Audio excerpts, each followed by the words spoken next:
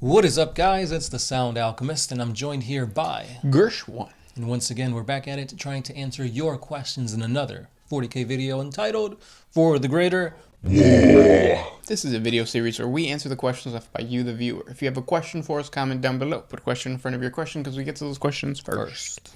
That is what Leafy is Phage did. He asks, what do you think the origins of the Blackstone Fortress are? I believe, because there was, 5 or 7 at one point, and then Abaddon started using them, and now, so I think the origin of the Blackstone Fortress is old one technology. Yeah, that's what it's kind of led to believe. Some instances say that it was created by the Eldari god of the Forge, Vol, in order to fight off Chaos, and I think the Void Dragon, too. So yeah, these concepts were given like grandeur, like god statuses, and they should be, because they're essentially the strongest weapon in all of 40k. Yep. You should see the Battlefleet Gothic trailers. Those things can destroy entire planets. Yeah, you crash one into a planet and it's like boom, dead. And then also we have to keep in mind that the Blackstone Fortress, or the Blackstone itself, is a type of element or mineral or material that the Necrons also use. And that we're learning more about that with the Pariah Nexus and like the lore of the Necrons that's coming out because of the Void Dragon and the Silent King. Yep. The pylons on Cadia were made out of Blackstone. So these Blackstone fortresses are made out of a material that is like the antithesis to the warp. Right. But at the same time it was being used by the old ones. So it's like there's something to this material that like is the key to everything. Yeah. So yeah. Which is really, really awesome to think about, because many people are like trying to find these things, and if you're in control of one of these massive fortresses, like barely anything can go up against you. And I just find it so weird that Abaddon just gifted one to the what was it, Luft Huron? Yep. It's like you have this awesome thing of like mass destruction, but you're just gonna give it away. Yeah, I think that was definitely like a scheme of Zinch or something, like going and whispering in his ear, like, no, you want to do this. I don't know what Luft Huron did with it. So far, nothing, as far as I'm aware of. Yeah. But I think that's one of the main reasons why Cadia broke, because of the Blackstone Fortress. Oh, yeah. But the guard didn't. Ramming the thing into them. Yeah. It's essentially like a Death Star. Yeah. This next question, do you have one? This one is by Michael Sherman, because it kind of ties into it.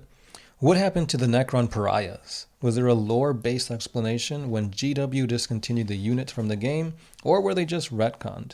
It seems that there should be some explanation as to why Necrons lost their only semi-organic anti-psychic unit. So we actually thought that those pariahs were going to be a part of this new Necrons phase. Because the whole point... Well, the Necron lore itself has changed completely. A lot, yeah. They used to just be undead, and now they're like... They have plans, they communicate. They Silent have King souls, is back. Personalities. Yeah, so... I guess, so he's asking what happened to it? Yeah, like, is there a lore reason why they took them, or is it just because they weren't doing well? I'm pretty sure it was just like they changed the whole concept of what the Necrons were. Because the whole thing about the Necrons was like they're trying to find a living body to put their souls in that are in this metal cybernetic, I guess, skeleton, really. Yeah. And like these pariahs is essentially kind of what they're looking for. So it's like, well, let's change up the lore, take these away to make it seem like they're still have more to strive to. It almost feels like GW like put those out there before they were ready. Ready, yeah. And then they're like, oh, no, never mind. Because we want this to be a thing, but later. So, yeah. And now we're just seeing experimentations with that one guy, the Cryptech. Oh, yeah, that's right. He's probably going to end up coming up with the pariahs later. But it's, if you guys ever had a chance to use them, were they actually good? And what do they look like? I've seen the art, Yeah. but I've never actually seen a model. They kind of look like what are they called? Lich Guard? Oh, really? if I remember correctly, because I think. No, I don't know. Yeah, I can't think of the model. Oh, we'll look it up. Next question. I have one from PB Unit. Can vegans eat orcs? No. I think vegans don't want to eat anything that's living. And an orc is alive. Well, if vegans didn't want to eat anything that's living, that would mean they could eat meat as long as it's dead. That was once living, right? Yeah. No, what is their thing, though? Is it like pain? So vegans don't want to cause pain to animals? Because now I'm thinking about it, well, actually, plants are living. Right. So maybe it's not living, but it's pain. But then orcs don't feel pain the same way that humans do. Yeah. Because they're alien. So I don't know. We should ask a vegan. Mm-hmm. I've never met a vegan before. I've met a vegetarian, but that's different. A vegetarian, a pescatarian? Yeah. But never a vegan. Because it's too hard. It is. If you're a vegan, like... Everything might be cross-contaminated, and yeah. All you could eat is, like, things that you make at home. Mm-hmm. Next one. Admiral Lasers. Do you think that Warhammer 40K will have an end times, kind of like Warhammer Fantasy did? I don't think so. I think the name Warhammer 40K is so... Like, they've built it up to be something bigger than it was once. Once was. That I don't think they'd end 40K and start a 50K. Because it's gotten so big. Yeah. That's like saying Marvel is going to change their name to something else.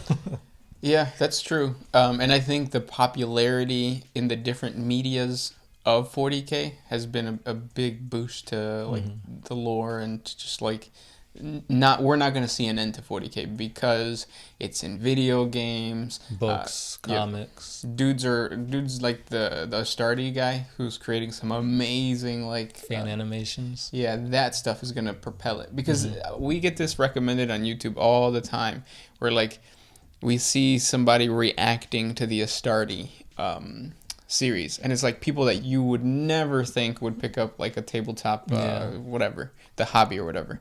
So it's like they are getting to know the lore and they're getting to know the universe because of these dudes who are putting out the fan animation. And just think about it. Warhammer 40K was once such an obscure thing that was like looked upon as nerdy and stuff. And look at Astardi. It was on YouTube's trending page. Oh yeah, it made #1. Yeah, that's crazy to think that not even the official Games Workshop YouTube channel did it. It was, a fan. Yeah. Crazy to think. It also makes me feel lazy. Like, what am I doing? Just reading lore? But it's like animation is hard. It's time consuming. Like, if you're an animator on YouTube, like YouTube is not meant to be for animators because of how time consuming and difficult it is. Yeah, for sure. Yeah, because like the algorithm will say, oh, your video did good, but you did nothing for 3 weeks, so we're not going to recommend the next one. Yeah, and people are assholes because like even he got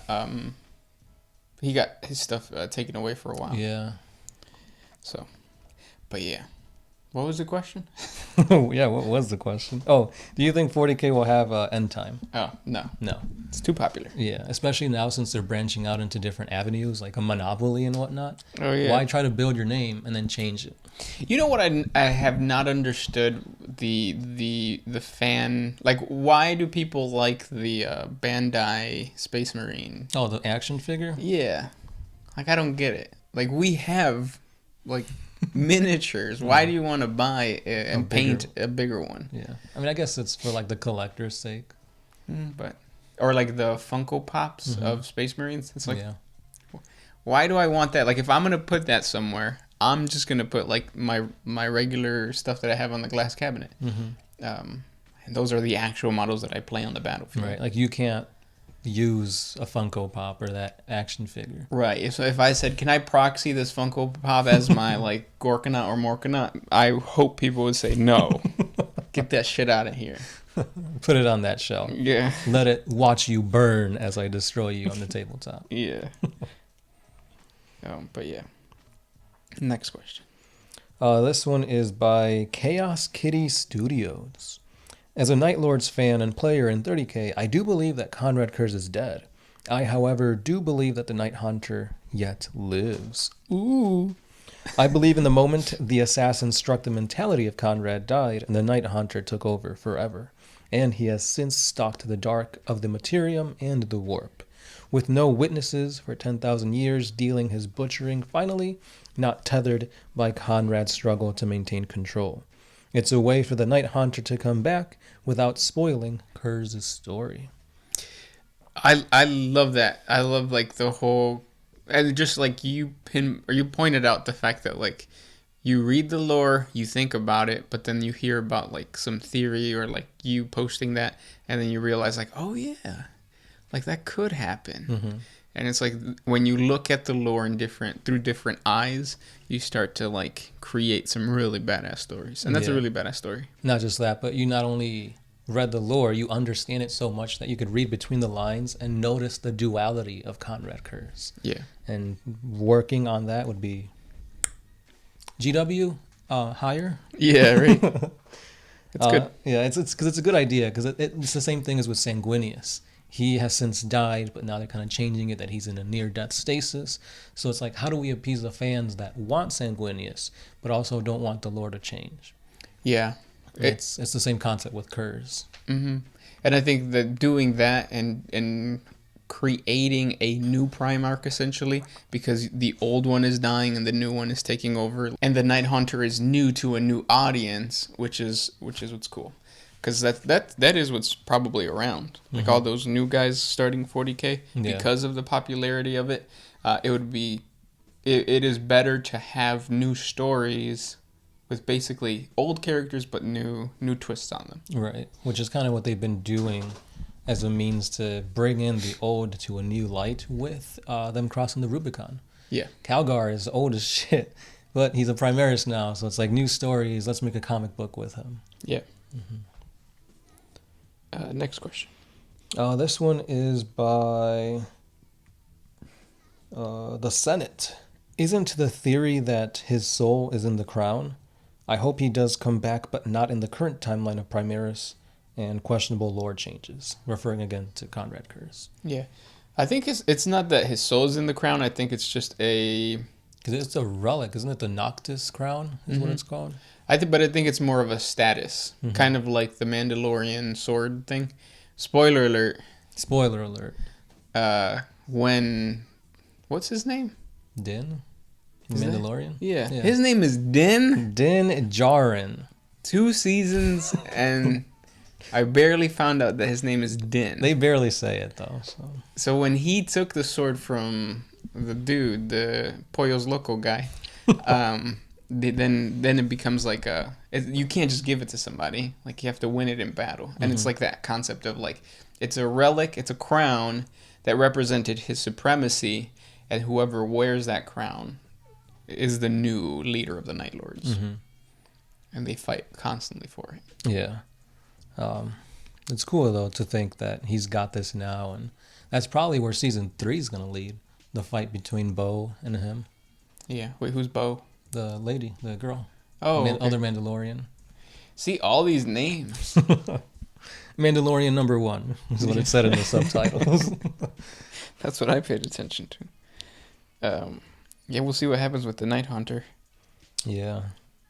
Next question. This one's by Ballin Burns.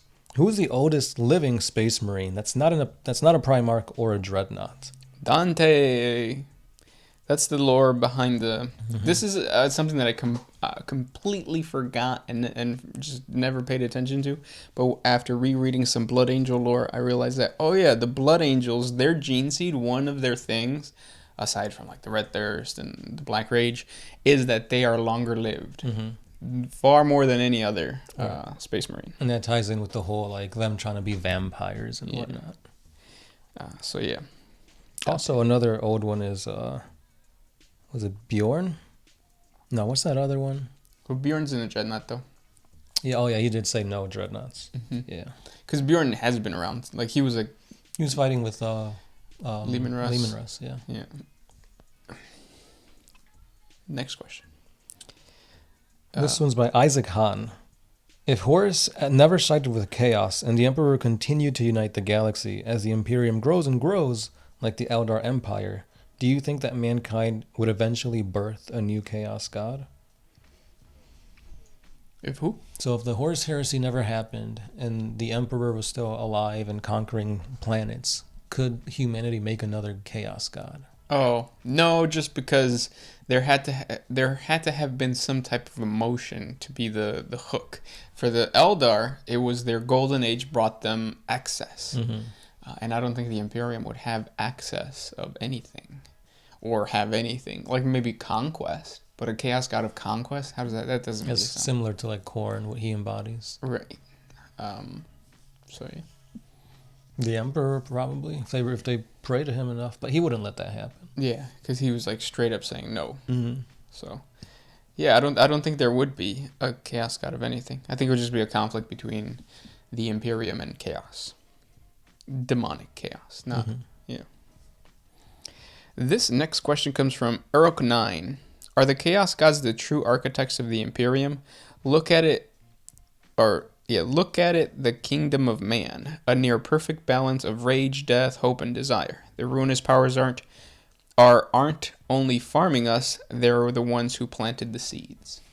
I don't think they planted the seeds just because you're looking at it from a perspective of the Imperium thinking that they are special and they are above other races. Because the argument could be said that the orcs feed chaos just as much. They have access, they have plotting, they're cunning. Yeah, they fight. All they want to do is fight. Yeah. And they're very resilient. Cut an orc's arm off. It's like, well, I got another arm. Yeah. Perfection, right? Yeah. Genetic perfection.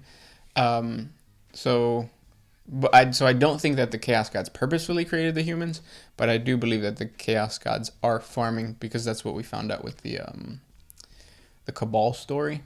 So basically, during the Horus Heresy, the Emperor... Was it the Emperor? Or was it just the people from the Cabal? That wanted what? For Horus to win. Well, the Emperor... Well, it's rumored that the Emperor talked to Chaos and like he knew everything. So, but he wasn't really doing anything to stop him. Because look how long it took him to actually say, "All right, Horus, I'm coming after you now." Yeah. Because as soon, he should have known that all this was going to happen because he has foresight. So it might. I mean, the Emperor could have been in on this, but yeah, it was the Cabal that said, if humanity loses, that's going to mean the end for chaos. Yeah. If humanity wins, humanity is going to slowly decline, and chaos is going to get stronger. Yeah. So there's that, and I'm pretty sure the Chaos Gods also knew that, and the fact that the Emperor did win, pushing chaos to get stronger. Right. It's all convoluted because of Tzeentch. Yeah, it's all a big circle. Yeah. No matter who would have won or lost, it would have just continued on forever. Right. Especially because, like I said, like even that story of like, okay, if humanity dies, or if Horus wins, humanity goes completely destructive and kills they kill each other even more. They're gone, but then you still have all these other races. But still, all the billions upon trillions of humans dead is going to be less belief for the Chaos Gods. So in turn, without humanity, the Chaos Gods get weaker. But wouldn't there be another race that just takes their spot? Yeah, I mean, like the Tau or something? That would make sense, yeah. But and then this next question will be our last question.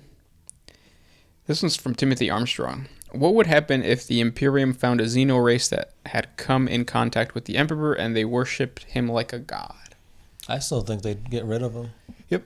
Because if news let out that, another alien race is, praising the Emperor, then I think that would kind of sway the minds of humanity. Like, what? I thought the Emperor said, no Xenos. So it kind of make their belief falter, so they wouldn't want to let that information out.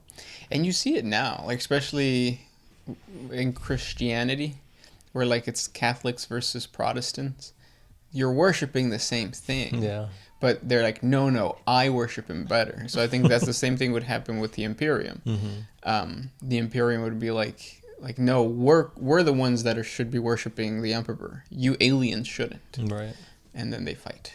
Yeah. I mean, they already do that with like the squats, the Oh yeah, the Ogrins and all that kind of yeah, stuff. they treat them differently because they look different, even though they still honor and pray to the same emperor. Yeah, that was a good question. Yeah. Those were the questions for today. If you guys have more questions for us, please comment down below. If we didn't get to your question, just ask again. And thanks for listening. Yeah, and as always, I'm the Sound Alchemist. Gershwan. And we are Fuera.